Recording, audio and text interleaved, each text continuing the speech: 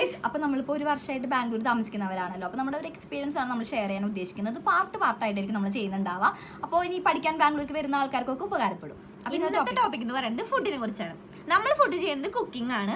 നമുക്കൊരു monthly expense പറയുന്നത് ഒരു 2500 പെർ ഹെഡ് വരണുള്ളൂ. നമ്മൾ 3 പേരായിട്ടാണ് ഷെയർ ചെയ്യാൻ ഇഷ്ടമില്ലാത്തവരാണെങ്കിൽ ഇവിടെ മെസ് ഓപ്ഷനും അവൈലബിൾ ആണ്. 2 നേരത്തെ ഫുഡിന് 3000 rupees ഒക്കെയാണ് ഒരു പെർ മന്ത് നമുക്ക് ചെലവ് വരുന്നുണ്ടാവുക. നല്ല ക്വാണ്ടിറ്റിയിൽ നോൺ വെജ് ആയിക്കോട്ടെ വെജ് ആയിക്കോട്ടെ ഇൻക്ലൂഡ് ചെയ്തിട്ട് കിട്ടും. പിന്നെ അത് മലയാളി ഫുഡ് ആണ് കേട്ടോ. നല്ല മലയാളി ഹോട്ടലിൽ നമ്മുടെ കോളേജിന്റെ അടുത്ത് നന്നായിട്ടുണ്ട്. പിന്നെ ബാംഗ്ലൂരിന്റെ മെയിൻ ഫുഡ് എന്ന് പറയുന്നത് കുഷ്ക ആൻഡ് കബാബ്. നമുക്ക് ഇഷ്ടമുള്ള ഫുഡാണ്, നമുക്ക് ഇഷ്ടാവുകയും ചെയ്തു. ബഡ്ജറ്റ് ഫ്രണ്ട്ലി ആയിട്ട് നല്ല രീതിക്ക് കഴിക്കാൻ പറ്റും, വയറ് നിറച്ച്. ആ കൂടി ഹാഫ് റൈസിന് 30 രൂപ. പിന്നെ കബാബ് ഒരു പ്ലേറ്റിനാണെങ്കിൽ 50-60 ആ റേഞ്ചിലാണ് വരുന്നുള്ളൂ. റൈസ് മാത്രമായാലും നമുക്ക് കഴിക്കാൻ പറ്റും.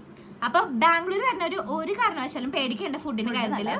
നല്ല ബഡ്ജറ്റ് ഫ്രണ്ട്ലി ആയിട്ട് ഏത് രീതിക്ക് വേണമെങ്കിലും ഫുഡ് കഴിക്കാൻ പറ്റും. അപ്പൊ ഫുഡിന്റെ കാര്യത്തിൽ നോ ടെൻഷൻ.